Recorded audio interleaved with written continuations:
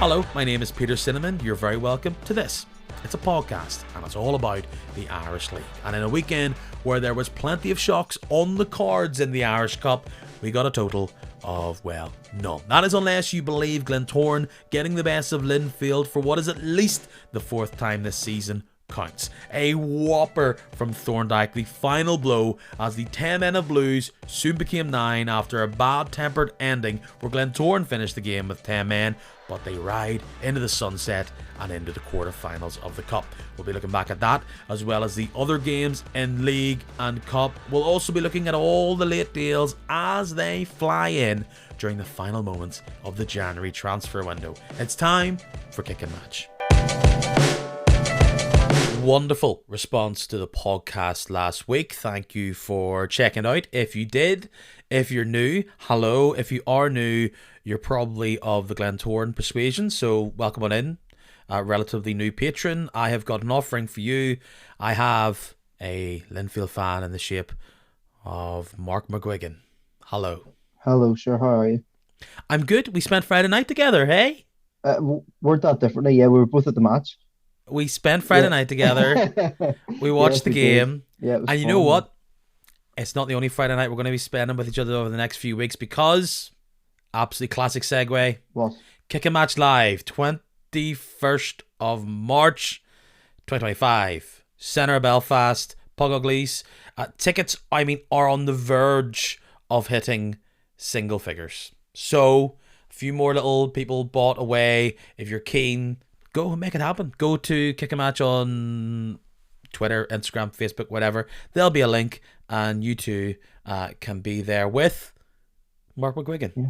One of the people supporting the podcast by being on it and by grabbing yourself a wee ticket to Kick and Match Live. Yeah, big time, big time. You know, People can take photographs of you, hold your hand, talk about how this is the worst Linfield team ever. one of those things is true. It's not. You have to pick what one it is. That's yeah. true. Yeah. It is January transfer deadline day as we speak. It will soon be over by the time you're listening to this. And you know what? For a team that barely ever spends money and goes for big marquee signings, they're starting to make a habit out of this. Your Blues, come on down from Falkirk. Callum Morrison. What a signing this is. Yeah, it's a big one. One that I really wasn't expecting today when I woke up. Saw this nice wee still game video. So Linfield are trying to, get into the 21st century with actual signing videos, not a random photo, which is fun. But yeah, I think it's a serious signing. We'd sort of flirted with him a few times before, I believe, but this is the one where he's made the move. Falkirk fans, I don't think are too happy with the whole thing, judging by some comments online. But I'm absolutely buzzing. Something like 66 goals in 158 games isn't too shabby for a winger, and yeah, it certainly sound like a really good move. But of course he hasn't kicked the ball yet, so we'll have to wait and see. But he's got 9 or 10 games, maybe a few more to come in and be a part of a league winning side. He's a wide man. He's an attacker. You talked about his goal-getting stats. Top goal scorer for Falkirk last term in the Scottish League One. Also named Player of the Year by his fellow professionals in that league. So the boy was scoring goals and making headlines. Falkirk are now in the championship. I think actually they went close. Perhaps they went undefeated. They did very, very well last term in League One. Helped very much by Mr. Morrison. They're now second in the championship. This is a team gunning to get promoted and go into top flight Scottish football. And you are correct. Fans are not happy. This man is still producing at a fairly decent level. Maybe a week or so ago, he handed in his transfer request. And by listening to the odd interview, manager team there were quite perplexed. We're very happy about this. There had been rumours that he was going to be snapped up, unsurprisingly, by someone in the Scottish top flight. The top flight has gone to is the Irish League. Now, Linfield have put their money where their mouth is.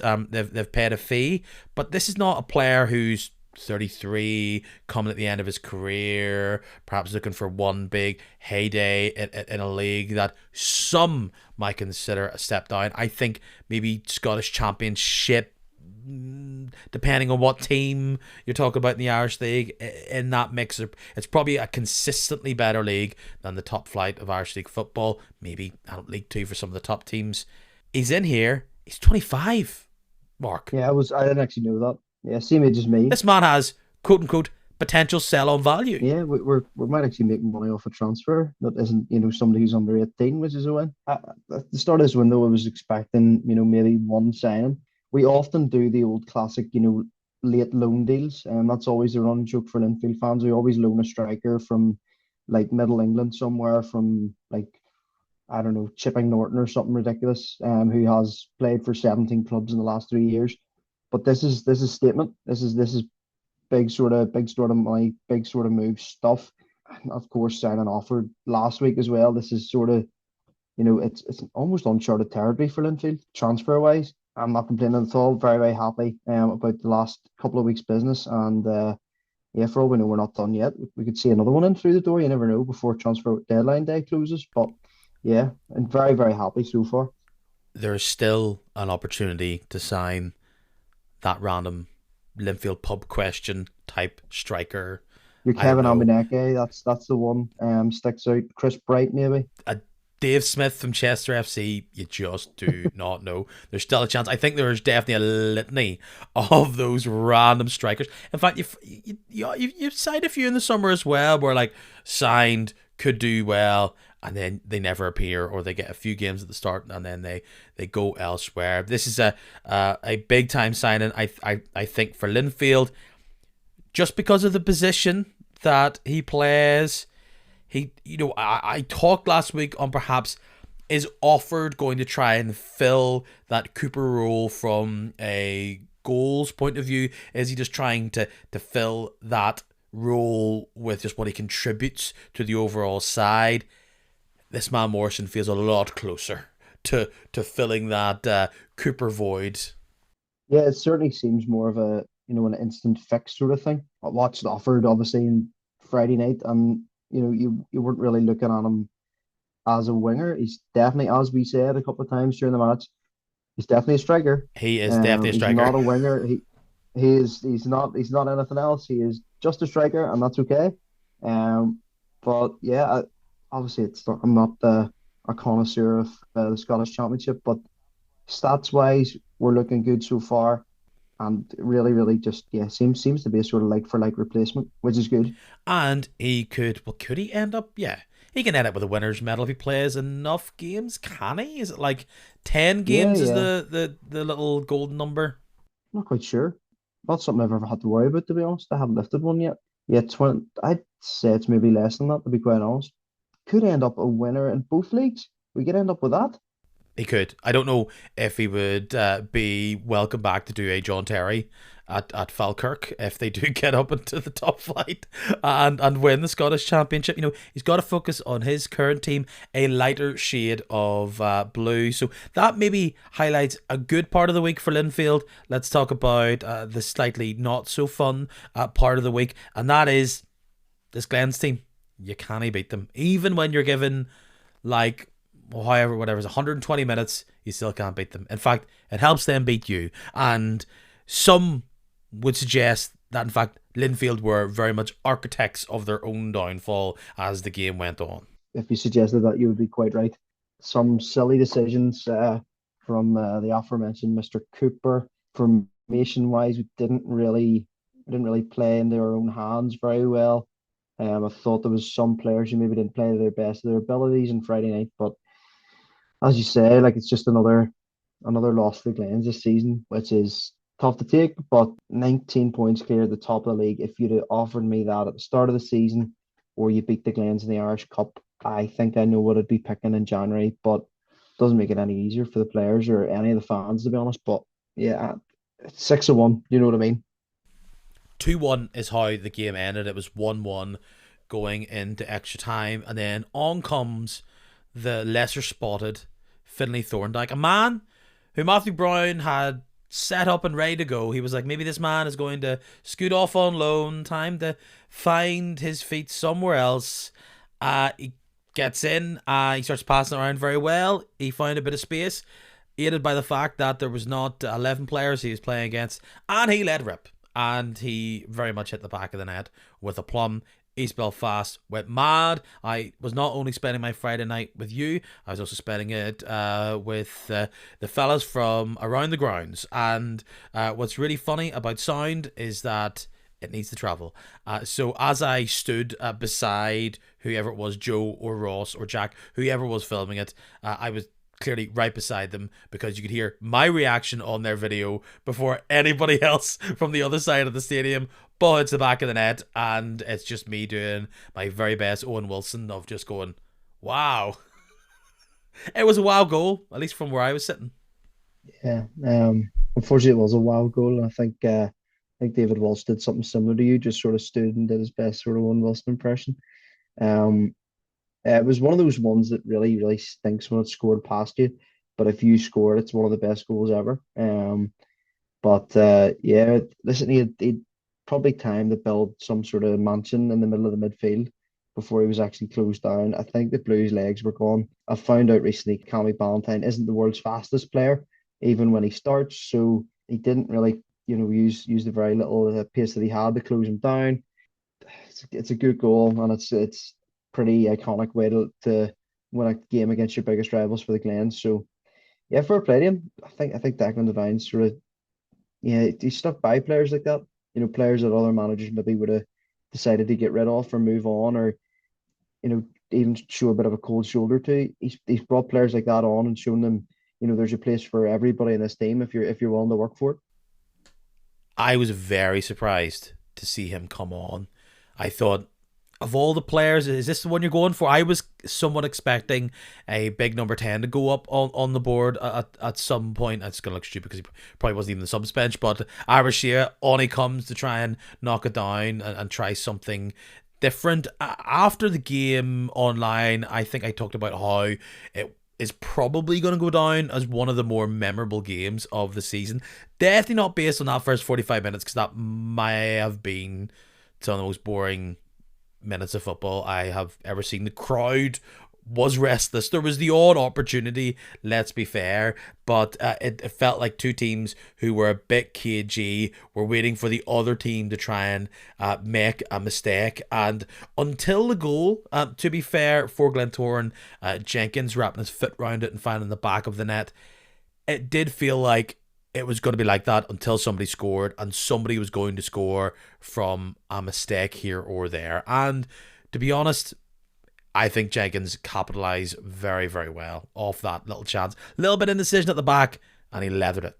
Yeah, that's exactly it. It was indecision. That's the best word for it, to be quite honest. Between Shields and Hall, I don't know whether Shields shouted at Hall to leave it or Hall didn't fancy himself, but Jenkins hit it well too. That's two really good goals from the Glens on Friday night were really the difference. I think you said at the time, like it was just such a good goal.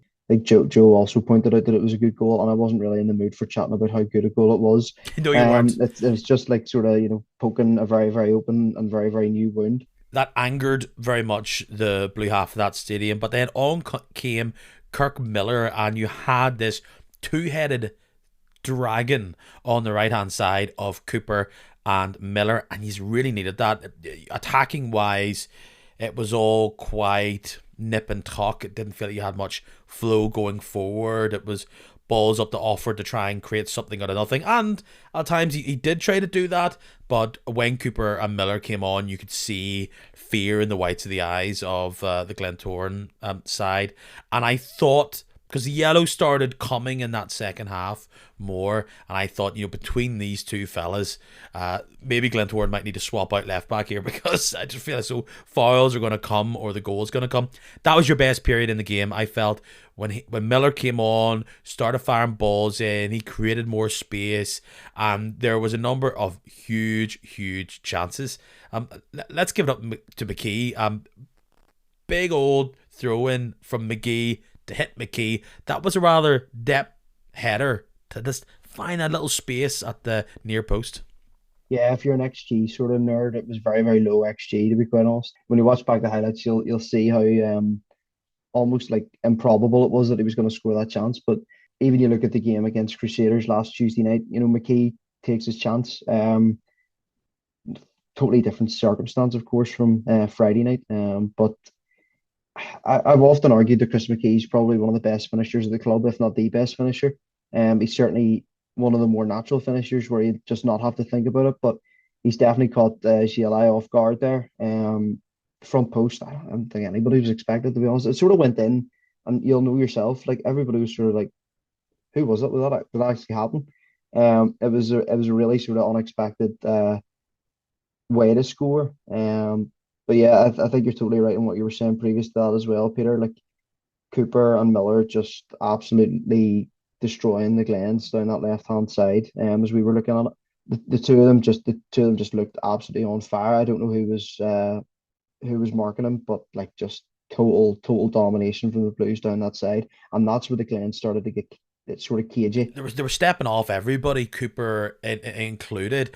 And in fact, I felt as though a nice little connection between Alford and Cooper.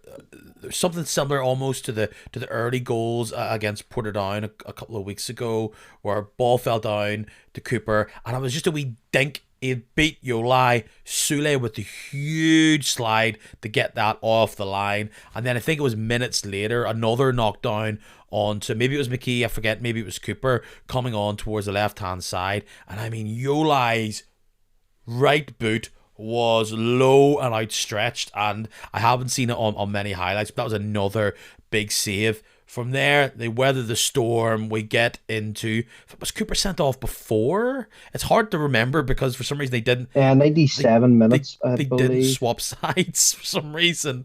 No, that was also stupid. I'll Yeah, confuse me. that was also So nuts. like Cooper gets sent off for, again, the most frustrating thing ever if you are Linfield, and you think of all the players to kind of get sent off, you're thinking not our best player, please. It was daft. Like, I don't think there's anybody in that stadium can argue that it wasn't a red card. I think you're absolutely mental, and you've got like the bluest tinted glasses if you think that wasn't a red card. But I think Cooper, for all his trickery and all his sort of, you know, smart little decisions with his feet, it's sometimes his attitude and his head can sometimes go a wee bit. You can see that sort of, stropping him sometimes. Maybe not running back, maybe not. You know, it's one thing that he does that annoys me. He'll get fouled, and the ref doesn't give it as a foul, so he'll just stop and complain. That's sort of that wee moment in him that we had on Friday night. It wasn't a stop; it was more just sort of a lash out, which was And that unnecessary. is the rough with the smooth. I don't think Cooper is the player he is without that, let's call it a streak, a determined streak, and then that sometimes that competitiveness bubbles over into what many fans would describe as a moment of madness from him. That was clearly the turning point. I don't think Miller could last much more beyond that. Linfield tired, inspiration dwindled. You threw your players on already, and it was pretty much up to Josh Archer to try and grab the team by the scruff of the neck and pull it forward, but you lost all your dynamism, and Glentoran were able to stretch their muscles. I thought when Connolly came on in particular, he gave Glentoran a completely different dimension. He was causing lots of troubles down that right wing, and it was from his movement and then passing it around. It's Thorndyke who picks up the ball, leathers it, and it never really looked like Linfield had the will or the energy to go back up and try and squeeze a goal. Disappointing. One, because you're missing out on what's been a really good season. You're missing out on League Cup, which you've won recently more than once. No Continental Shield. Europe wasn't great for you, and you lose to Glentoran in the Irish Cup. No one is suggesting Linfield crisis, all right, but there is a little bit of smudge on the glass, would you not say? And no Yeah, one's saying it's a guaranteed league title just yet. We can say it's pretty much nailed on, but this season, as good as it has been in parts, this Glentoran thing is just, it's a little itch that you can't scratch. yeah, it's a good way to put it. Like it's sort of like a wee splinter in your foot after sort of doing so well all year. It sort of ended up, the Glens have just been this sort of thorn on our side, but Thorndyke in the side. There's your flipping title for the podcast. Anyway, yeah, it's just I don't really know how to put it because if we win the league, this will all be forgotten about. And I mean, I've had this conversation with about 10 people. I'll not believe that we are going to win the league until it's in Jimmy Mulgrew's hands and above his head. You have to keep going in the league. You can't let this whole Glentoran thing slip up. Let them work away. As I said earlier, like, if it was to choose between beating the Glens once and winning the league, you know what you're going to do. You know what you're going to pick. We still have to play them again, which is somewhat unfortunate because we know what will happen in that game. But League Cup was disappointing because we lost at home to the Glens. I think that was more the issue. Losing at home to the Glens is poor. County Antrim Shield, we played Crusaders and fielded a very sort of weak team. Europe's a sticking point for me, to be honest, Peter, because we're not worse than Starnan from Iceland. I think it was just not. It's not been a perfect campaign. It's very difficult to have a perfect campaign nowadays. Like, but winning the league sort of papers over all these sort of small wee cracks, which is good, I think. And I don't think this season will be noted as a failure for Healy, but certainly, I must do better in cup competitions. And I'm not totally concerned. It's not sack the board sort of, you're not on sack the board and sack Healy sort of territory because we've been put out of the cups by in what, in all honesty, has been the second best team in the league. What has it been? How? Because we've seen five faces of Glentoran. To me, every single time they've played you this term, it's been kind of a different version of Glentoran, and perhaps different versions of Linfield as well. Why have they had your number? Why is this squad of 18, 20, whatever players? Why have they kept being? Why do they keep getting one over on you? Yeah, well, why do they keep doing this to me, sort of thing? Well, let's sort of just look at the last sort of say 5 games. There's 2-1 on Friday, which we've discussed in detail. No, all Boxing Day. Boxing Day was a draw because Fitzpatrick was out injured, unwell, and I think if we had Fitzpatrick in that game, we would have been able to at least score one and make that game count. I think that was fair enough. The 1-0 in the League Cup, just it was sort of typifying Linfield at that stage, conceding late goals. We did the same against Cliftonville in a similar sort of time period. Lapses of concentration, and that sort of period was when Chris Jones had a bit of an is what it is. The one that annoys me most probably was the 3-1 at Windsor. Charlie Allen had a chance to make that game, nearly game setting match just before halftime. Missed it. Glens come out second half and steamrolled us again, typifying that sort of early stage for Linfield. There were spells where we were just switched off, and the Glens were able to manage that through. I have to say, I think Declan Devine's the total factor in this, like, because for 3-4 years, Glen sort of had a wee nip and tuck at us, but they were never really able to punish you when it mattered. I think Declan Devine is an absolute threat to the throne of David Healy next season. He's managed that team so well. He's brought in some real decent signings, and he's getting the best out of what he had at the start of the season. Being able to pull GLI, like, who knew who he was before this season? Like, he signed the best keeper in the league this year, 100%. I can't find a fault in him. Defensively, they're so solid. If he could find a striker, I'd be really worried for next year. But what they've had over us is, I think they've just got Linfield are scared of them in some way, shape, or form. There's this fear every time we go to the Oval, you're expecting the same outcome, and we've come close a couple of times, but just hasn't worked out for us this year. It's a difficult one to sort of put your finger on exactly, but yeah, I think it's just the Glens have got our number, and that's it.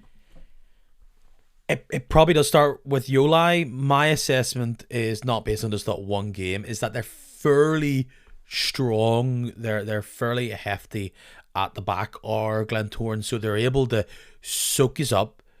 I do think, as much as he wasn't getting much love from those in the away stand on Friday night, Sule really helps that team tick. He can take a lot away from the attacking side. He can stop players from where they go. And they've maybe just got something a wee bit more up top. It's not absolutely top of the league tier stuff, but I just think that they are built very solidly. And when they play against Linfield, usually things can open up because Linfield have to go on them. Glentoran rarely get that same opportunity against other sides. Other sides are trying to counter on them. They're trying to be solid at the back. So in previous years, yes, you'd probably say Glentoran have almost parked the bus. Almost. I'm not saying they have, but they've tried to catch you on the counter. I think it's a more even battle, and I think that is helped by just the players that they are signing, the fact that they are full time. You did kind of allude it to it there. Like the draw is good for Glentoran, and we'll sift through the other games. They will probably be, by the odd makers now, favourite for not only the League Cup against Cliftonville, but maybe even the Irish Cup. If the title was to have blue and white ribbons round it at the end of the season, how much of a could have been or frustration, like a little asterisk but beside it, would be this run against Glentoran? Or is it completely separate and that's just a little bruise along the way of a battling season? Yeah, I think that's a good way to put it again. Like it's a bruise on what has been a really otherwise pretty good season for Linfield. The league table doesn't lie. That's what you have to say. There's been tough games this year where we've come away with 3 points. There's been a couple of tough games this year, of course, where we've lost. You know, Cliftonville at home especially was one that sort of really stuck with me. But we're scoring goals and we're keeping the defense pretty tight, which is something that we haven't done in previous years. You know, silly goals given away. But it's the going forward now. At the start of the season, I was sort of worried about just Fitzpatrick. We're now looking at a forward line, possibly containing Kirk Miller, Joel Cooper, Kieran Alford, Morrison, and Fitzpatrick. They're not all going to play at once. I understand that, but I am now happier in January with the squad than I was at the start of the season.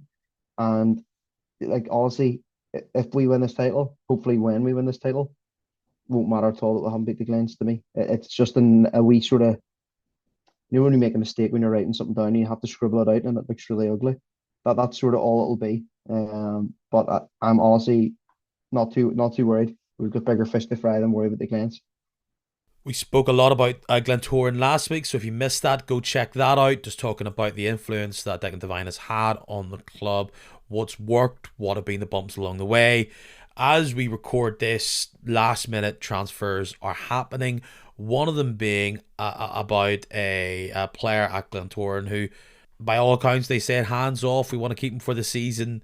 Things have changed when it comes to their striker department. Jay Donnelly off to Newington. That's a get right. His brother did exactly the same this time last year. Now Jay Donnelly is going to Newington to try and get fit again and try and get amongst the goals. Massive signing for Newington if, of course, he consistently plays. Yeah, if it's you know if it's going to be something that sticks for him, fair play to him, moving down, getting a bit of game time under his belt and seeing what happens. But I tell you what, they've got a big battle on when you're right down there at the bottom of the table to see who can stay up. And taking Jay Donnelly, you know, from what as I said earlier, you know, second place in the Irish League down to the bottom of the championship is a real big strong move for Newington. What that then means, well, across the league, they're not the only club to have movement in the striker department. Jay Boyd has been recalled from his loan at Loughgall. Below there for Loughgall, clearly the deck feels very much stacked against them between now and the end of the season and avoiding relegation. They lose one big man in Nathaniel Ferris. In many ways, Jay Boyd has been the alternate to Ferris, sometimes playing together, but oftentimes it's one-for-one replacement. He goes back to Crusaders to try and earn his stripes going into next season, try and get a bit game time with them. They have a massive striker problem up in North Belfast. They do have Benji McGee, but they needed to get somebody in if you're them, and they've done it. Coleraine have said tally-ho to Kirk McLaughlin join Loughgall for an undisclosed fee. So money being transferred there. This is a player who was on the books of Glentoran last year, was doing things for Institute, I believe, came up, was set to be almost the third rotational striker at Coleraine. Simply hasn't worked. We'll talk about a further move for Coleraine, which probably impacted his place in the pecking order. But for Loughgall and specifically McLaughlin, this is a chance for him to show his talents and maybe lock in a player who could have either someone who can hit the ground running in the championship next year if they go down, or perhaps a player that can have long-term sell value if he starts to deliver on some of the promise people felt he had based on his showing last year. Yeah, definitely not a bad signing for them. I'd say all Loughgall fans would be really happy getting Benji McGee back. Obviously, someone who was very well loved down in those parts. But just things a real smart signing. As you say, clearly looking to build for next year. It's not an easy place they're in at the minute. 9 points behind sort of a Carrick side that have sort of found their stripes under Baxter, getting a good run of things. But it's not like he's not been scoring goals. Scoring the Irish Cup in the round before, I believe. So he is getting a bit of game time. But I think the issue there, Coleraine, is they're famous for only playing one striker at the minute.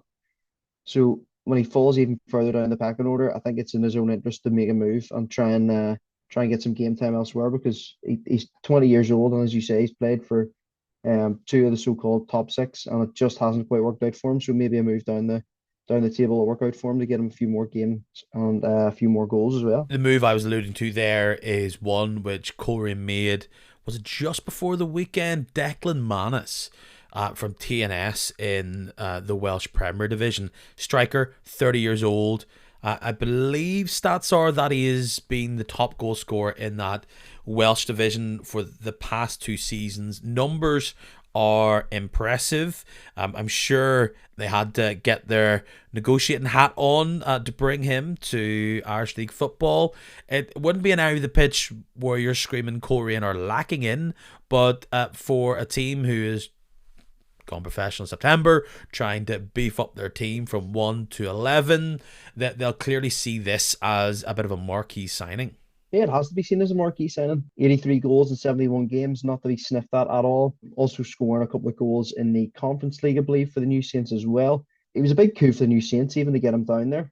Was playing for Dunfermline.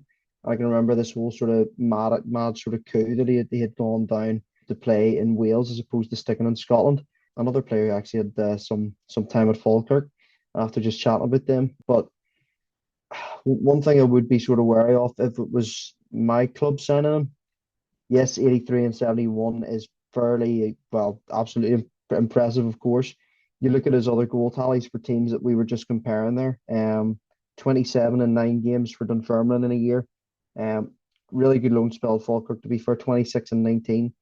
32 games for Ross County, 2 goals there. 32 games for a previous spell at Dunfermline, and 7 goals there. So you're going back into the 2017 season. I think it's sort of been, altered statistics probably. If you're looking at a European draw, as an Irish League club, you're looking to draw a Welsh team because you've got a high chance of beating them. This is maybe gonna be a step, sort of into a more difficult zone for him. But if I was a Coleraine fan, I'd be very, very impressed with the signing, to be honest. Him and Shevlin, I don't know whether it's going to work out that they might change that whole sort of hallowed one up front, but I don't think you can have 2 players of that quality and not play both. Coleraine will want to look at this signing as their version of Andy Ryan, someone who's coming in from another league, experienced and can hit the ground running. And Andy Ryan's influence on Lauren was not only instant, it was able to be continued on into the season beyond if Coleraine were to squeak their way into Europe. And it looks difficult at this point, but if it was to happen, that's someone who they'd see as a key part who has experience doing that. in a team who pretty much every game they played were the underdogs going into those matchups.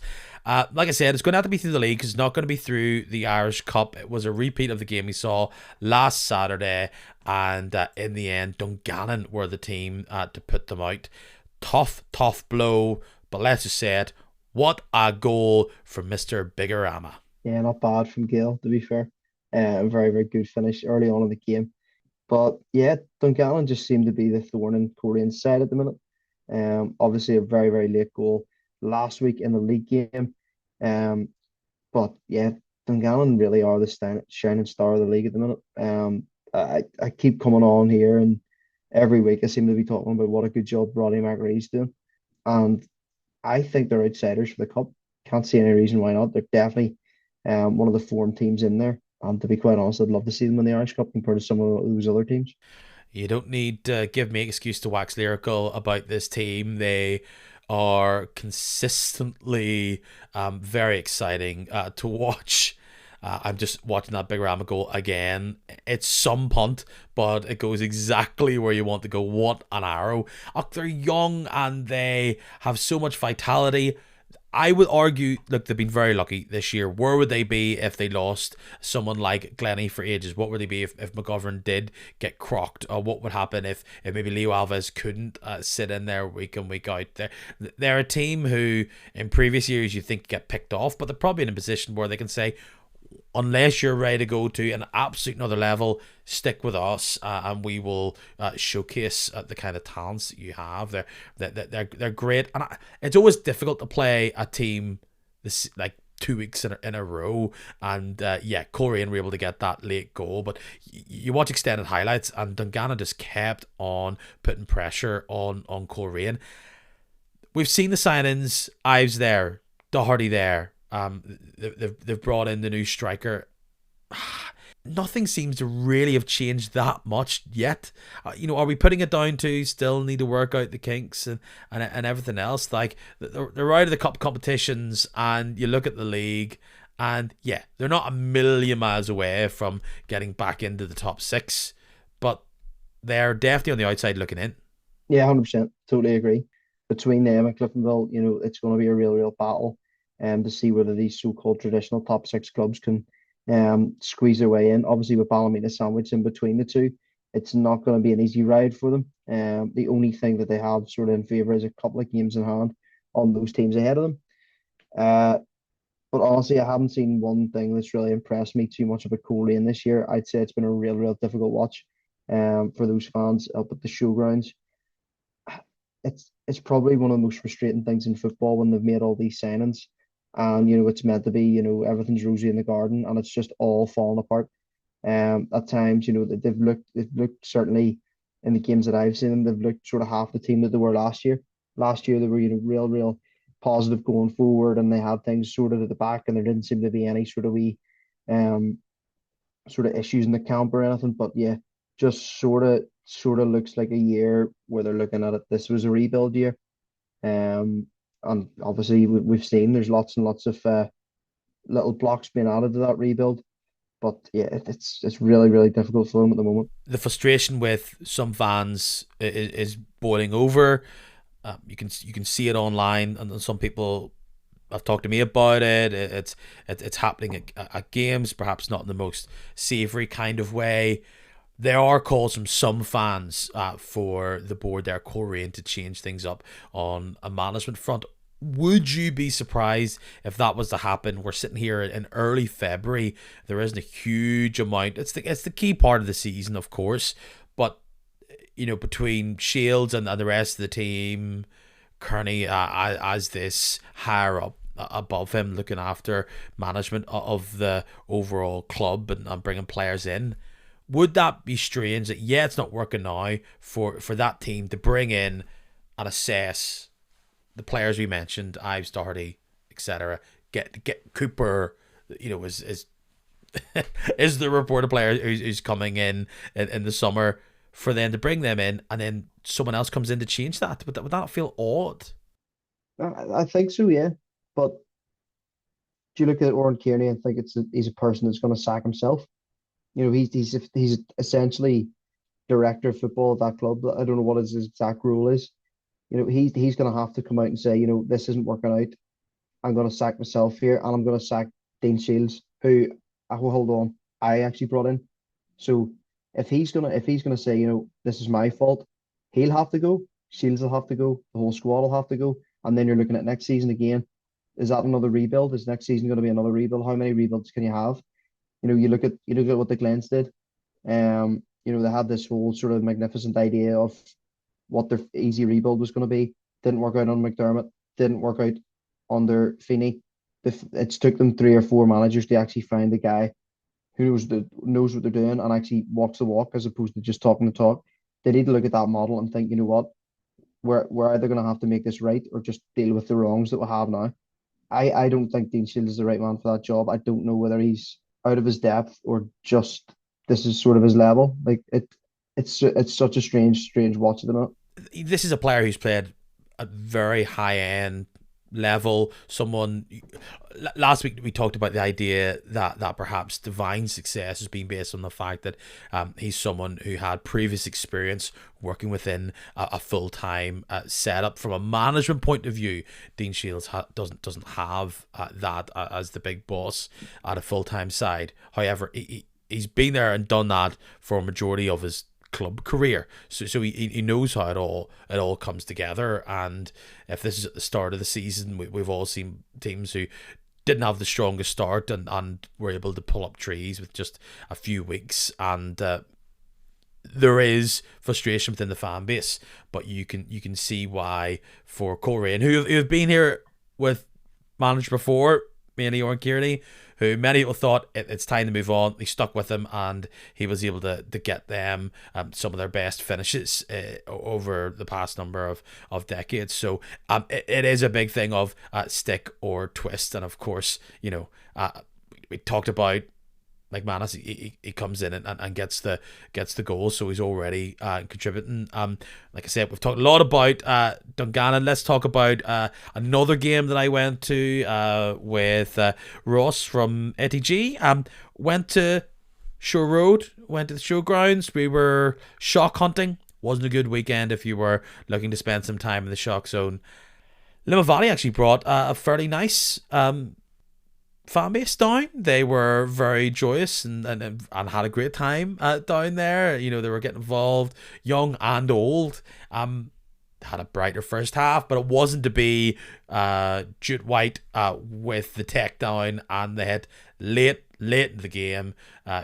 Crush the hearts of Limavady fans, and this nice little run, be it the fact that it was only one game or 2 games if you count the 90 minutes that they played against Crusaders and kept it to be 0-0. Crews get through despite not really dominating the game and taking the number of chances which they did create. Yeah, I'd say as a Cruise, Cruise fans, I have a couple of friends who are Cruise fans, and I'd say it's probably, again, you're sort of in the same position as Korean fans. It's sort of been a real frustrating season. Again, a rebuilding season, but to be able to say you're now into the latter stages of the Irish Cup, you're only ever a couple of wins away from winning that cup. But that's one thing you have to look at, and obviously a massive game in the next round against their better North Belfast rivals.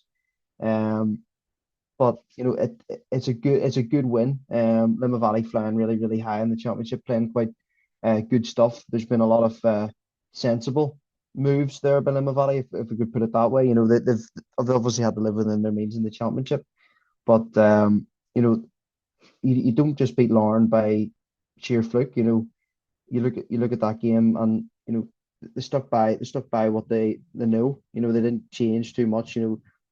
I think it's always a danger for a championship club coming up to play a Premiership club that change their whole sort of aspect and outlook on how things are doing. But if they stick to their guns and stick to what they've been doing week in, week out, it can often throw up a shock like that. Just wasn't to be against the Crews. And to be quite honest, they were only a couple of minutes from taking the Crews the extra time, which is nothing to be sniffed at. Yeah, they hung around in the game very, very well.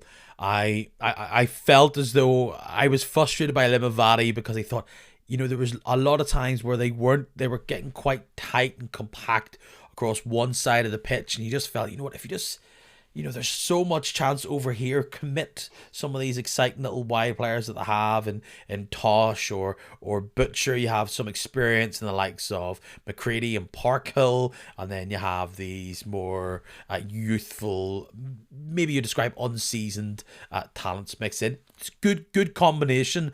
There was some lorry on lorry action in that game, brutalizing each other in midfield. I don't know what it taught me about Limavady. Perhaps that they may be a team that doesn't, at a higher level, maybe don't have that attacking threat to get it down. It was maybe got the occasion got them, but are stout enough at the back. How they would do against another Premiership side across 2 games, they could be dangerous enough, because I think they'll stick around, and that at Larne game will put fear in the hearts of any team if it was to be either Limavady or Anna. A lot of similarities at Bangor side, who came up from the PIL, whatever, it's 2 seasons ago to be last year, to be in this team that almost got there but couldn't. And you've seen how Bangor have been able to take that step up this year. And maybe that could be, if it isn't this term, Limavady could be knocking on the door. Well, like I said, could be this year if they get the playoff to beat out the likes of Welders and Anna and even Dundela for it. But next year, they are building something there. Congrats to Cruz sneaking by. As you said, the victors, the prize for them is a game against Glyphville. I had a choice. I guess we had a choice, if including in Ross from ATG, that we could have went to either ground in North Belfast. I made a couple of predictions about Shocks. None of them came off. I made some predictions about this being the worst game of the weekend. It was not even close to being that. Cliftonville make it dramatic, and they sneak by Glenavon 3-2. Needed extra time. Some good goals, some absolutely horrendous goals, depending on your perspective. But Cliftonville run out of Dodge with the victory. And whoever gets out of that game in the North Belfast Derby, they will be highly touted competitors to Glentoran. Yeah, I mean it's a pretty tasty sort of wee setup here. You've got some teams, obviously championship teams left in the cup, which is good at this stage, I think. You have a couple of the lower Premiership teams as well. But yeah, it's going to be a tough game. Whoever wins that, like, but have to say, between goalkeeping messing about and extra time winners, I think the Reds sort of have this real love affair with the Irish Cup at the minute. Obviously, of course, after coming off the back of winning it against us last year in such dramatic fashion, it just seems to be their way, and that's just how it's going to be for them this year. Johnny Addis is just, I don't think he can do any wrong in North Belfast at the minute. Killer pass to find him. He likes to lurk up there. Usually it's with his head, or he knocks it down to whack it in. Completely cut that defence in half to get the third and final goal. But I do think we have to talk about how Glenavon got themselves into that position. He didn't have a great week last week. Another poor outing from Otomosu. 2 goals he would want to forget, I feel. Yeah, I mean, how many times have we said that this season, that there's been Otomosu moments that he wants to forget. Some real errors. There was one other week I was on the podcast. I think he made some real stinkers. But just again, it's an issue that Cliftonville haven't really been able to fix yet. I think they dropped them for the week after, but just doesn't seem to be something that's been an easy fix for them. I'm not sure whether Mitchelton's going to be looking in the summer to be replacing them, but that's the thing again with full-time football. You can't just go out and buy somebody random. It has to be a contract. We're offering you 2 years. You have to get the right man first time, especially for a position like goalkeeper.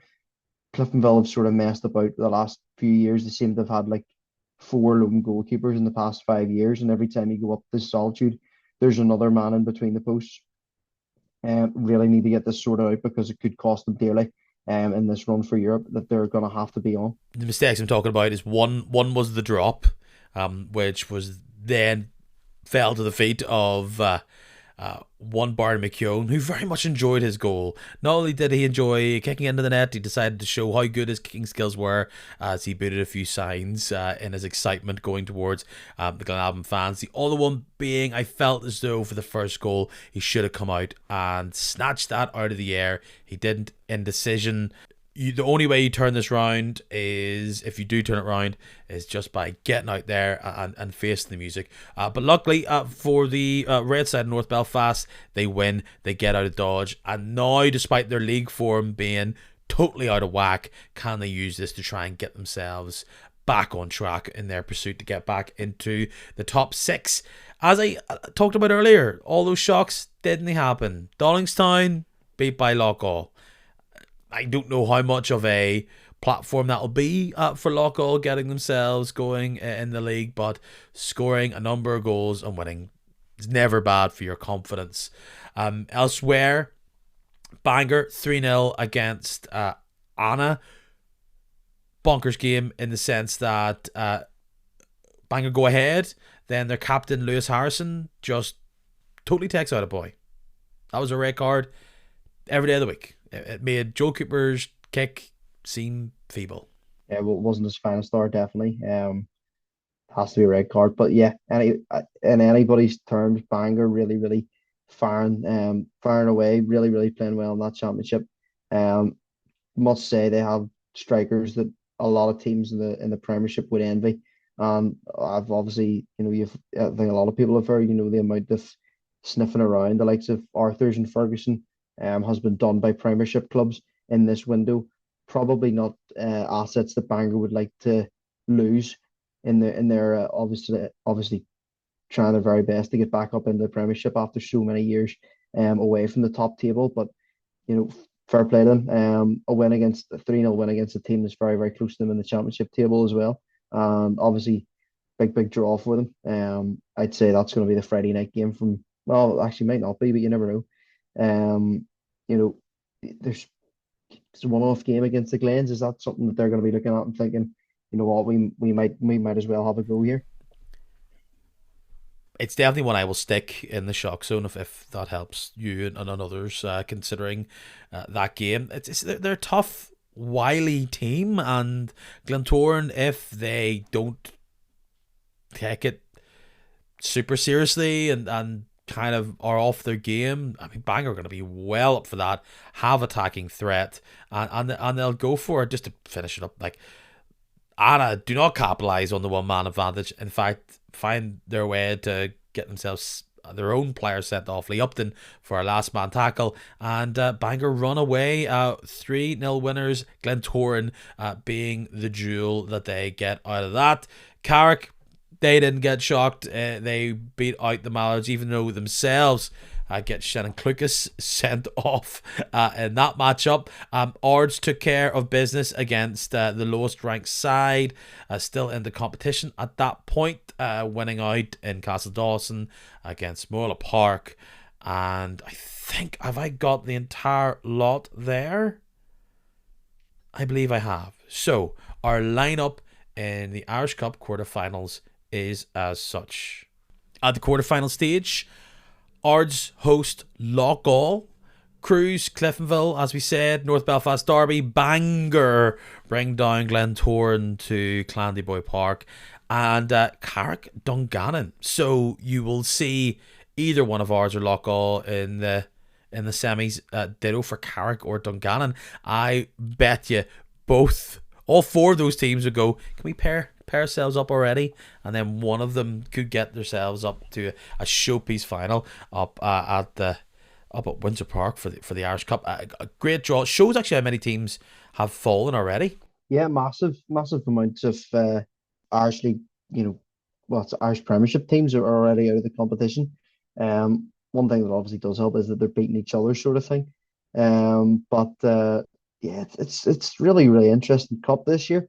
Um, wouldn't actually be opposed to saying that you could be looking at those quarterfinal fixtures and all four away teams grabbing a win.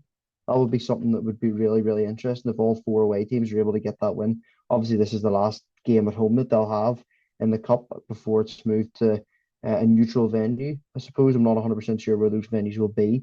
I'm sure there'll be some argument over where the venues will be, as there always is. But yeah, really, really exciting quarterfinals coming up at the start of next month.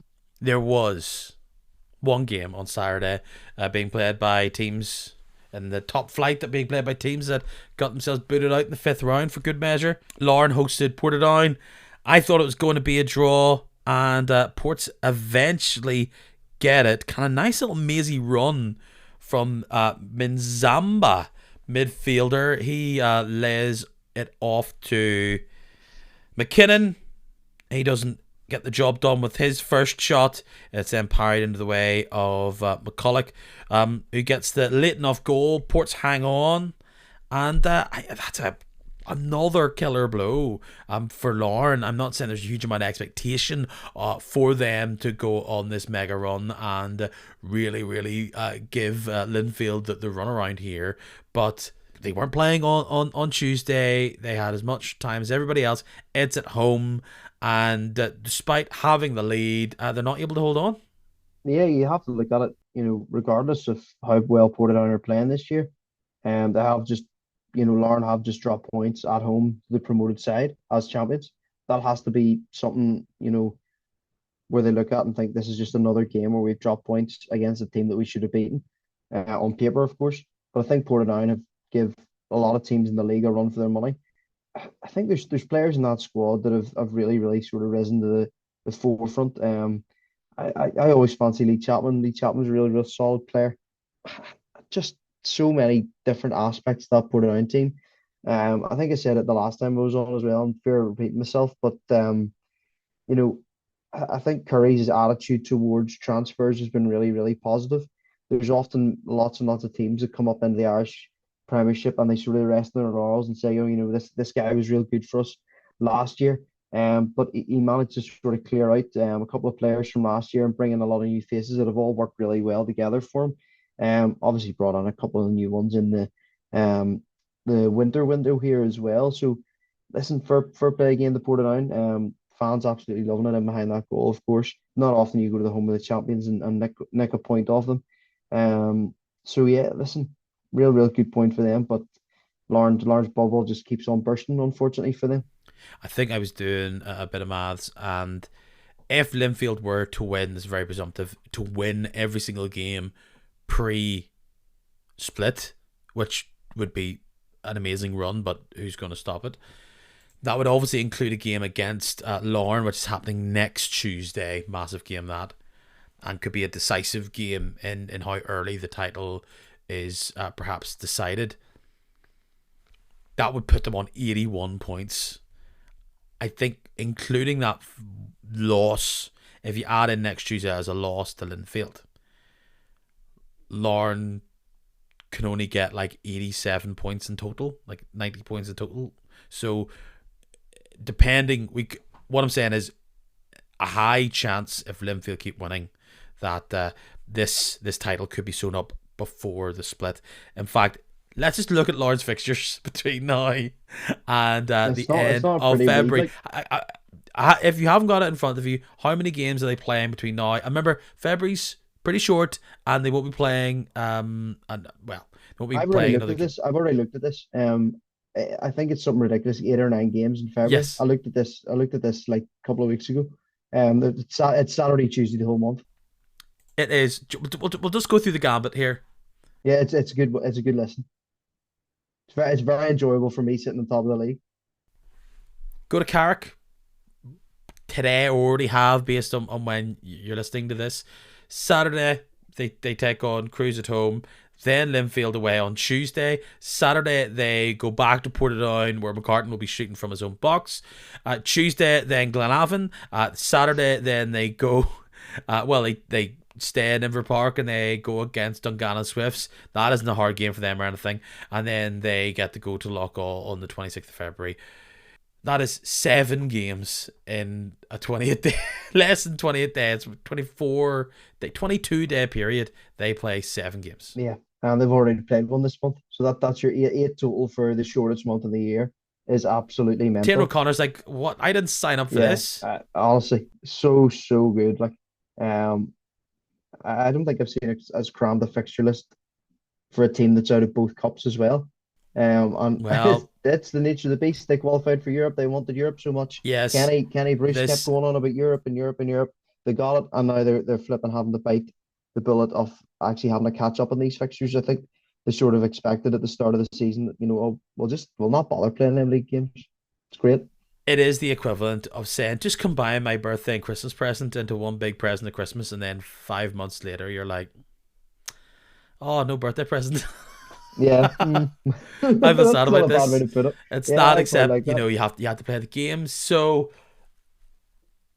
I know it would be anyway if Lorne are even sniffing the Gibson Cup between now and the end of the season. It is historic. It is truly historic. But as we've said numerous times, this so far this year in the league, Lorne have not proven themselves to be a team that relish multiple games and are relishing and are showing the ability to just ping these wins time and time again. It's good for them to get Andy Ryan scoring, but let themselves down at the back. But I have to give a lot of credit to Manzamba. I was quite impressed with it. I thought, well, who's this boy? Getting through, taking past the defender, and finding a white shirt on this occasion in the box, Portadown. I mean, Portadown have had an awful run in the league and cup. That getting a draw against Larne kicks them out of it a wee bit. They do have to go to Solitude this weekend. They've got 7 games to go before the split. They're in with a shout of the split. There's no doubt, as I've said, games against Coleraine will be pivotal in their attempt to get that. They just need to survive, don't they? It's I wouldn't really call it a big point, but it helps them just amass the total. Yeah, it's keeping your head above the water stuff, I think, for Portadown. I totally forgot about it. Have a really, really good record against Lauren this year, to be quite honest. So, you're looking at already against, they won at Shamrock Park and drew at Inver. That's something that Linfield couldn't do. For the past few years, that was always the one that sort of broke us. It wasn't the Glens for the last couple of years. It was always Lauren. But what are you looking at? Maybe 45 to 50 points gets you in with a good shot at that top six. And obviously a shot at a semi-final and a final of a European playoff. 100% Ports fans would bite your arm off for that. Yeah, I'm looking at it. I feel like minimum 40. It's like a race to 45, isn't Yeah, it? it's a race to Maybe. 45, 50. Yeah, I mean, maybe obviously, well, they're not going to get 50, like, um, but because they have 4 wins out No, of yeah, 7. I At think 45, 46. 45 to 46 is a fair cutoff for top six. Yeah, I'm gonna say 46. I don't think there'll be a team finishing 7th with 46 points. It might be less than that. Just depends how Cruz and all the rest go. But before we leave the past week and look ahead to the next week, this blew me away when I saw this headline. Dean Smith, 15-game ban. He's been handed technically a 10-game ban and a 5-game ban, and 600 quid, which I'm sure doesn't feel nice either. Banned for talking about refereeing decisions and post-match interviews. What is this? I'm just so, I don't know, 15 games is like, how many did Cantona get for fly kicking the fan?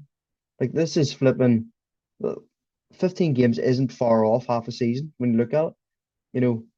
That's what, half your games before the split when you look at it like that. I love this quote. I have to be careful what I say. This is after the Loughgall Glentoran game, which they ended up losing 2-1. I was talking about the penalty. I have to be careful what I say, because if I tell the truth, I'll probably get suspended. Dean, you were correct. He's been given a 10-match ban for breaching that famous Article 23.1, which talks about defending a person through multiple different types of language. A further 5-game suspension was then put towards him for Article 14.1, which deals with players and officials saying that you weren't really happy. Sam Nicholson, who is the chairman, is saying that Dean's got a suspension and we're dealing with it within the club. Perhaps I would imagine they would appeal, but the key thing is that Smith said the penalty is one of the worst decisions I've ever seen. Ben Murdoch is sitting with a black eye where the ball hit him in the eye. So we'll see if he play. Well, let's see. Can he return if he does the whole ban? Will we see him at the thing? No, That's him. He's gone. we Like, won't. That's potentially his season over if he yeah, if he doesn't get that vetoed or reduced, Yeah, that's his season's season over done. for him, unfortunately. I think it's just like, well, what can you say? Fans do not like to see. Yeah, like I appreciate. No one wants to see. They have to can't. Like it cannot be a situation in the media where I'm the manager and I'm going to go on and I'm going to make claims about a referee or attack their performance. And fans don't particularly want that. But there's one thing I know fans definitely don't want is mega bans like this. It's a ridiculous amount of games. There's no way that what he said is bad enough for 15 games or even 10 games. It seems to be certainly blown out of the water by the officials. Let's be quite honest. How many times in this podcast do you discuss refereeing decisions and how wrong they were? Like it's almost every week. Referees aren't perfect. I wonder how big the ban is, like, because if as I'm regularly at Lakeview Park, can he just sit behind the stand? Yeah, I mean, there's not much of a gap there. Like you're sort of just there. Like how Oftentimes, I think I go goal here, and I talk, and like they kind of look back at me, and I think, do you know, like my assessment of how bad or good your team is. everybody can hear you, and sort of everybody's sort of sitting looking at Yes, what's in your yes, sandwich at Lakeview Park. I think if he stands on the nice sort of the steps in behind the goal, he'd actually have a better sort of view. He could do that sort of rugby style. Uh, we could have a yes. You Brittany could with do Brittany like headpiece the and all. It would all shape, do the yeah, Seamus Lynch rule. just sort of I'll sit back here and tell you what you're doing wrong, Will. I feel gutted for him, like because he was so good last season. He was so good. His whole attitude towards the club and everything was brilliant last year. But it's just going to be such a long sit until he can manage a game again. Okay, funny, weird week now that cup commotions in the rear view. We can look ahead to the games that are happening across a weekend of football. Jared Lawler is loving this. There's games on Friday, there's some games on Saturday, and there's even a game on Sunday. We also have a games on Tuesday, but again, they're pretty much probably done by at the time majority of you are listening to this. Carrick there go against Lauren, Corey, and Cliftonville. That Corey and Cliftonville game, I mean, that is huge when it comes to this top six crack because you have Corey sitting Yeah, in ninth Cliftonville 7. with 31 points. Now, you would say Lauren's in sixth, but let's ignore them just based on the fact that they've got like 4 to 7 games on people. So you got Cruz and you're fifth on 37 points. You have Cliftonville who are on 34 points. If you are of the Dungannon, Ports, Cruise persuasion, you want to draw Oh, here, don't you? draw suits them massively. Yeah. Just keeps everybody off their heels. Or do you want Coleraine to win? That puts both Coleraine and Cliftonville on 34 points, with Cruise on 37, Ports on 38, Dungannon on 40, but they have 2 games in hand on Cruise and one on Portadown. No, yeah, draw there is probably what they're after. Like, they've 9 games, okay? But there is a point that Coleraine run out of Yeah, games. like I think they've sort of done themselves so much damage now. It's not irreparable, but it's certainly not an easy fix. Like there's so many, as you said, like there's so many permutations down in that mid section of the table where there's teams could leapfrog each other sort of week after week. It's so entertaining at the minute in that middle of the table, sort of fighting for that last European place. Even that fifth spot's not really secure, as we said earlier on. So honestly, a draw for those teams in round them would be brilliant. How much would a win for Cliftonville set Coleraine back? Because they would be then on 25 games played. They'd be still on 31. And then Cliftonville, then on 37, they'd be 6 points off. Still a lot to go there, to be fair. Yeah, So, there's still a lot of football to be played. Like just but look, they've got the second worst defence in the league based on goals conceded, and they've played less games than most of the teams around them. yeah, it's a So couple of poor games in there for them, but it's so much to play for, and it's so tight. Um, perhaps yeah, perhaps tight. with Shevlin and McGonigal and Murray and Clacken McManus. and McManus, they're going to outscore. They're going to win 5-4 every week. Well, they're definitely And outsigned. Don't know whether they're going to outscore everyone in the league. We'll find out. one other big story that was being reported there over the weekend in the papers was the chance that they're going to have to pay Ipswich Town 100 grand for Cameron Stewart based on unpaid development fees and how the rules have changed, and that pretty much Ipswich is being reported as said, we're not going to waive the fact that we think, or it's being suggested you owe us 100 grand. Ouch! A league bonus for a defender who has a lot of good traits, but wouldn't say, a Shea McCartan is a lot of dough. Yeah, you sort of look at it as two Glenn Kamaras. I often look at it that way. But someone owes you £100,000 and you say, can I not pay this bill? And they say, no, you do owe me that £100,000. And you're like, oh, okay. Totally ridiculous that they can even ask to say no to that, to be quite honest. Blues have had to do the same with Kieran Offord as well. Blues have had to pay 15,000 to Crusaders as a development fee. So that's on top of the rest of the money that they've paid to St Mirren, reportedly, whatever it was. Lots of money being bandied about at the minute, and it's not all going very well for Coleraine. No, if that reporting is accurate and they do have to pay that for a player in that situation, it's not been a good year for Irish League teams, and little things going under the radar and that rocking the boat there. Hard game to call, Coleraine, Cliftonville on the Tuesday night. Carrick-Larne, Larne to see the goal. It's down at Taylor's Avenue. Like, Larne kind of need to get a thumping out of their system, but that Carrick side's not particularly a thumping kind of team. Right, so it's not an enjoyable team to play against. Blues are up there, and you'll always struggle against a Carrick team that like to sit back and just sort of rest. In the fact that they're really, really quite solid defensively now. I think they're also probably resting on the fact that they're not the worst team in the division based on Loughgall's existence. I think if they were bottom of the table, would be seeing a totally different style of play, having to come out and actually grab games by the scruff of the neck and win. But they're in a position where they can finish.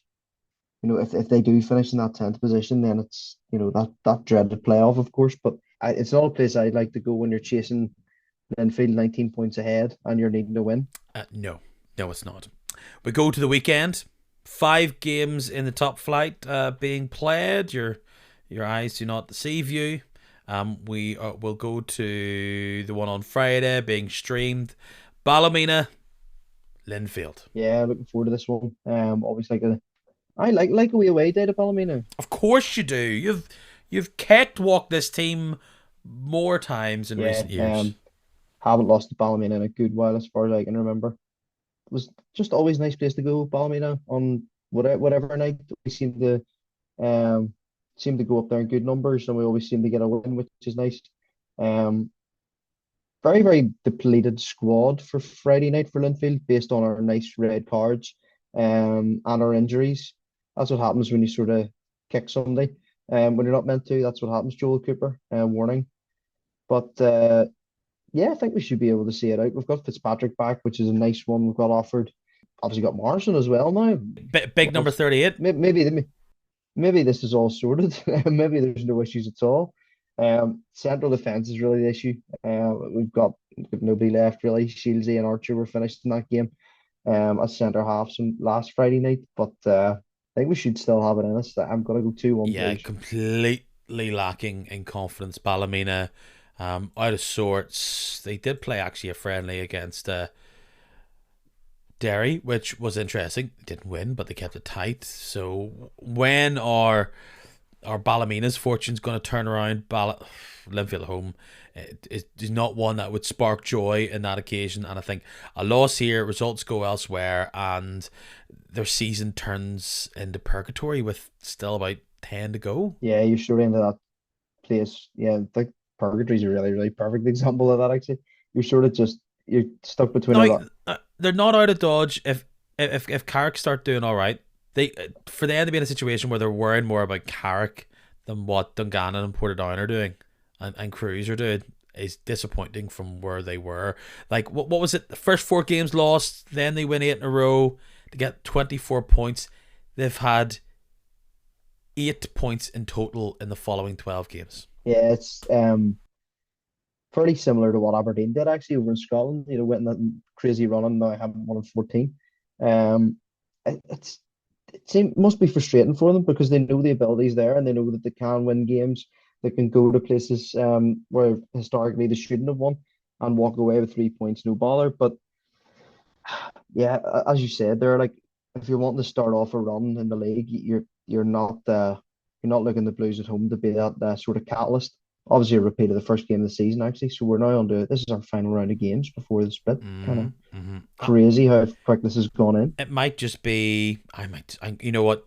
I should increase it. I'm not gonna. I'm gonna just go 1-0 there. Yeah, fair enough. Maybe squeaky bum time until McKee picks up and scores in the 70th minute. Never know. Never know. Carrick Coleraine. Carrick get 2 games in a row that week at home. They scored a couple of goals. They win a game in the cup. How will they fare against Lauren? I think playing against Lauren could help unless they go on a wee, red card spree in that game. I think that could sharpen them up very, very well. Maybe Coleraine will get the goals and Carrick don't have it in them, but if Carrick can keep the score down, I can see them nicking it. A draw is what I would say here. Yeah, I've gone for a draw myself. Hopefully they've got the strimmer right and Dean Shields isn't complaining about weeds or anything at the side of that Taylor's Avenue pitch like he was early in the season. But it's again another tough game for Coleraine. Every time sort of somebody goes to Carrick, you end up saying, difficult out place to go, isn't it? It's sort of that old never ending difficult place to go. Like Stoke City back in the day. But I think they're a fairly evenly matched team. Two teams that are, not at their best. It sort of evens up to be a draw, isn't it? It's beauty in the brute, isn't it? It's the fanciful, fleet-footed Coleraine against the bruisers Yeah, of like Carrick. Coleraine should be better than what they are, but Carrick should also be slightly better than what they are, sort of thing. Um, Like, look, I can see a situation where Coleraine dance around some of those players and get onto their strong foot, cut in, and get some nice inside shots. We saw how McManus could kind of get a goal out of nowhere in the box. Maybe they need that. We flick on ditto for Shevlin. But I can also see a scenario where Carrick just hold you off, hold you off, hold you off, frustrate, break free, and are able to get the goal. And then Coleraine are panicking. So, or Carrick are able to get the goals through set pieces. So I'm gonna go 1-1, but there's a part of me that thinks I should be predicting 3-1 Coleraine here. But until I see it, I cannot yeah, believe it. yeah, fair enough, not too bad. Glen Swift's probably closer in many people's eyes. I don't think so. I think this is 3-1 Glentoran. They're in a good run of form, good streak, decent amount of health. They're going to be able to bring in Ferris to beef up that forward line. They'll be buoyed off the back of beating Linfield. And I think Swifts are a good side. I think they'll get a goal. But I think Glentoran will get 2. 2-1 Glens. Yeah, I think Swifts could be. Don't know. They're difficult yet again. You're looking at that sort of from the aspect of how they've played previously in the league. But I just think that oval pitch is just such a positive for the Glens. Nice big pitch. The players that ping the ball left and right, and as we've seen, they've strengthened as you said going forward. Um, I just can't see a way where the Swifts come out of this scoring more than the Glens. Um, Best result for the Swifts, I could imagine maybe a 2-2. But I mean, in my head, it's 2-0 Glens. The oval factor, I think, is key. Huge week and a bit, 8 days, 7 days for Lauren. Huge month as we discussed. Yes, huge month, mega month, super month, maxi month. They take on Carrick and then they go to Cruise. I think they should have the beating of Cruise, particularly at home. But I can see the Cruise hanging on despite not being brilliant at the back. I mean, I saw 45 minutes of a certain Mr. Owens, and he was knocking it down and he was getting business done. So things aren't particularly working for this new offeredless era in Crusaders. I think O'Connor was the player that was picked up to fill in there, hooked at halftime, maybe an injury. So Jay Boyd may find himself in the team quickly there. Like anything bar a win here for Lauren is disaster. I think I'll give it to them. I think I'll give it to them 1-2-0. Yeah, I'm gonna go something similar. I've gone 2-1. I think the Crews do have a goal in them somewhere. I don't know whether what's happened Lauren's sort of backline this year, but it just hasn't been as this sort of sure and steadfast sort of hold that they had previously in the last couple of seasons. But yeah, I think going forward they've got it. They've got it in them. Like they're ahead of the Crews, no problem in the forward and midfield line. Yeah, 2-1. Yeah, and Crews are just yeah. I think Crews are a soft enough team at the back, and I think they'll penetrate. Maybe it could be a showcase game for O'Connor. And then Sunday, Cliftonville Portadown, Solitude. 3:00. This feels like a carbon copy of these are the fixtures from the opening weekend. Are they? No, there's no way Probably they'll do not. the exact same. That surely there's something that has gone wrong. But there definitely used to be a thing. There definitely used to be a thing where 6 weeks before Boxing Day, it would pretty much be like Boxing Day in October or Oh November. It yeah, would be yeah, that's true. all the kind of same fixtures repeated. So maybe not. Anyway, repeat of that game. I think this is also on Sunday. You're Was not it not? wrong. You're not At wrong. Solitude Hold as on. well. It's Why a are we only complete noticing copy this now? Hold on. because most normal people aren't obsessed with the league as much as we're like. Remember those games that happened 9 months ago? That was a very good impression of every Ballymena fan. Let's see. That's all that I Limavady I was chat that I surrounded. had in the stand. As I clapped the goal for Crusaders, you could hear me again in Ross's video just Big going, "Don't let him do thunderclap. that." Put it in, and I was like, I just totally forgot where I was, and I was like, "Great goal!" And then you just had all these really annoyed Limavady fans and Korean fans who were wearing the Limavady hat looking at me going, No, "All right, no, sorry, it is not a I'm carbon not a home copy. fan that's walked in." It is not. See, I Yeah, told you that, Ballymena didn't I? I Ballymena told you played it wasn't a Linfield in the carbon first copy, day of but the season. So did Cliftonville and Portadown on the Sunday. But it was Carrick, Glenavon that day, Dungannon, Swifts, Coleraine, Glens Crews, and Larne against whoever they were playing. So they didn't have a game. cool. Do you see a repeat of the 1-0 result that Cliftonville had there? I mean, Portadown will be buoyed off after that 1-1 game away from home, playing on the carpet. You think this Cliftonville side have had a load. Like I talk about all the transfers that have come in for other teams. Cliftonville have had plenty, but they're all kind of again, I just don't know if are they like Destiny Ojo's or are they Sam Ashford? You know what I'm saying? Like I just can't tell. Albeit Destiny Ojo is finding their way into the team recently, but again, I'm like, it's hard to tell. I know nothing about these players. Their background is confusing to me, and they could either be long term stars or they could be forgotten about, and they will float into the ethers come May. Yeah, like it's. I replied this to somebody's Twitter today that Cliftonville are sort of living in this football manager fantasy at the minute, like Mick Woods and stuff, all totally random. Also, Jack Berry going to the Lithuanian League today, like what or Did not yesterday. see that. That is like It's the most absolute random football thing. managers bonkers. It is so bonkers, their transfers at the minute. Um, but yeah, again, you're probably looking at it like something similar to Ballymena Blues. You know, there's this there's this outside chance of a win for the so-called smaller team in Portadown there. Um, but yeah, I think the Cliftonville should just have it in them. I'm gonna go 2-1 Cliftonville. Yeah, part of me wants to go 1-1 here, but I do think that perhaps Hale is going to be the difference maker. He was the difference maker against Glenavon, I felt, and I think he'll do it again. 2-1, maybe 1-0 Cliftonville, but I mean, if Portadown, again, we talk about just amassing points, and that's probably the danger zone for Niall Curry and co. A point there would just add to their total, make sure Cliftonville doesn't get any space on them.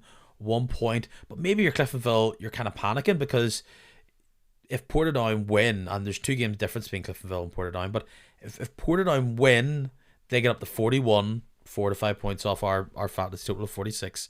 So it's kind of like a weird 6-pointer type game, but not really, but sort of is. Yeah, it's nearly too early to be a 6-pointer, but obviously totally important. Yeah, it just could be 6-pointer. We'll have to see. One game missing here. Yeah, why is this? That's not being played. Explain. Glenavon against Loughgall. You see, what you're forgetting here is that the Northern Ireland under-17s are playing, which means that those first team players for Glenavon, Paul McGuiggan and Chris Atherton, and Ben Wilson as well, that means game's off. Fair enough. Makes sense. We do that all the time. I mean, under-17s is another level, or whatever, under-18s youth. At least that's what's been suggested to me of why that game's off, but wow. Yeah, Linfield do it all the time, so fair enough. We often have players but under 21's different. Like, understand, I know, like, it's good to have good young players near the first team, but do you have like some other man? Have you got someone who's done their GCSEs? Someone? Yes. Yeah. Nope. Well, fair play. Needs must. Needs must indeed. Well, it's been good to have you on, Mr. McGuiggan. We shared a little cold Friday night together in East Belfast, and now we've shared a podcast. This is my new question to people. Who's your top 6 that you think will happen come the end of March? Obviously, we'll pretty much know who the top 6 is by the time Kicking Match Lives happens on the 21st of March, but we don't know that yet because Kicking Match Live still a number of weeks away. Who's your top 6 if we're including Linfield, Glentoran and Larne as gimmies? Yeah, Linfield, Glentoran, Larne, gimmies. I think Dungannon slip in there in 5th position, and I'm gonna just squeeze. Who am I gonna give it to? You've got 2 spots because you've got Linfield, Glentoran, Larne, Swifts in there. This is right on. You've sort of sprung this on me. Who's your 2 from Ports, Crews, Cliftonville, Ballymena and Coleraine? And Glenavon if you want to be crazy about it. Ports and Cliftonville. I think they have it in them. Got that dog in them. Bold. Yeah. What's the bigger achievement, Portadown or Dungannon getting top 6? Portadown, 100%. You saw last year how good Dungannon were, and they're actually doing it this year. You know, they were inconsistent last year in doing it, but yeah, fair play to Portadown. Massive if you come up and get in the top half. Well done. Mark, been a delight, been a pleasure. Thank you so much for coming on. As usual, how can people find you? Yeah, as usual on Twitter, Mark McGuiggan on the G's or 9s. So that's it. Yeah. The G's or 9s. Until next time. Until the 9s or G's. Yeah. I'll chat to you very soon. 100%. Thank you, sir.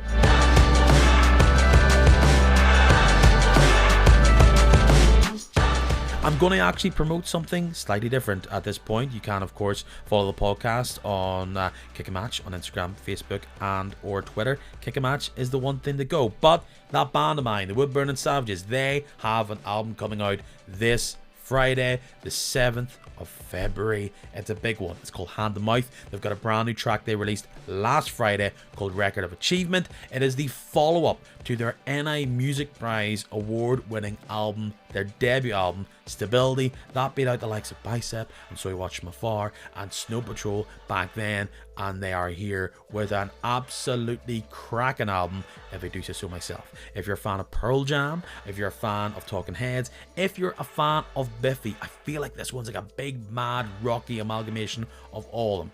You're already on Spotify probably, you're already on Apple Music or something like that.